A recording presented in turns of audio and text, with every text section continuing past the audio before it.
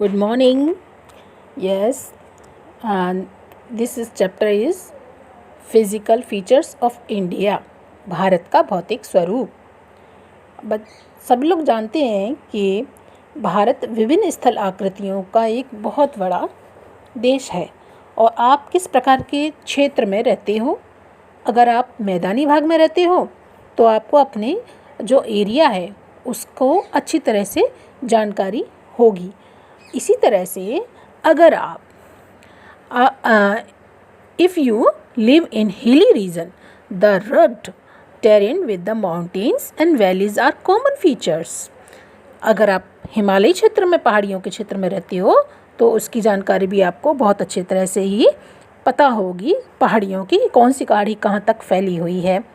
तो वास्तव में तो जो हम रह रहे हैं, हमें अपने एरिया का सभी जो बातें होती हैं वो पता होती हैं बजाय दूसरे एरिया के। तो इस तरह से जो हमारा भारत है उसके भौतिक स्वरूप किस तरह से ये बना हुआ है उसके बारे में आज हम पढ़ने वाले हैं। तो इनको कितने उसमें वर्गों में बांटा गया है, तो इसे सब लोग अच्छे से जानते हैं कि India is the vast country, बहुत बड़ा देश है और इसकी बहुत सारी फॉर्म्स होती हैं। इसका एक बहुत बड़ा भूभाग है। इसका जो निर्माण हुआ है वो बहुत ही अलग अलग डिफरेंट टाइप्स की जो भूगर्भीय कालों के दौरान हुआ है। इसके जो उच्छावास होते हैं उसको द्वारा भी हुआ है। तो पहला जो हमारा हम लेंगे मेजर फिजियोग्राफिक डिवीज़न को ले लेते हैं, हिमालय पर्वत। तो हिमालय पर्वत में Himalayas geologically young and structurally fold mountains stretch over the northern border of India. Bharat की जो उत्तरी सीमा पर विस्तृत हिमालय भूगर्भीय रूप से युवा और बनावट की दृष्टिकोण से क्या है, ये वलित पर्वत श्रृंखला है।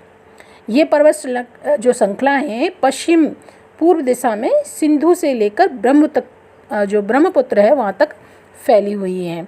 Waste to east direction from the range run in direction from the Indus to Brahmaputra.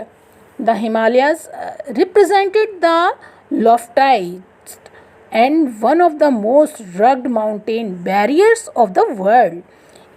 अब इस जो हिमालय है उसने एक दीवार का काम किया है अन्य देशों से। आप जानते हो ना, एकदम अलग बैरियर का काम कर रहा है, जो अलग कर रहा है। उसकी जो पर्वत श्रृंखलाएँ हैं उसकी सबसे बड़ी जो चोटी है वो बहुत ऊंची चोटी है और ये क्या है, हिमालय विश्व की सबसे ऊंची पर्वत श्रेणी है और एक अत्यधिक असम अवरोधों में से एक है। ये 2400 किलोमीटर की लंबाई में फैले एक अर्धवृत्त का निर्माण करते हैं। इसकी चौड़ाई कश्मीर में 400 किलोमीटर और अरुणाचल प्रदेश में 150 किलोमीटर है।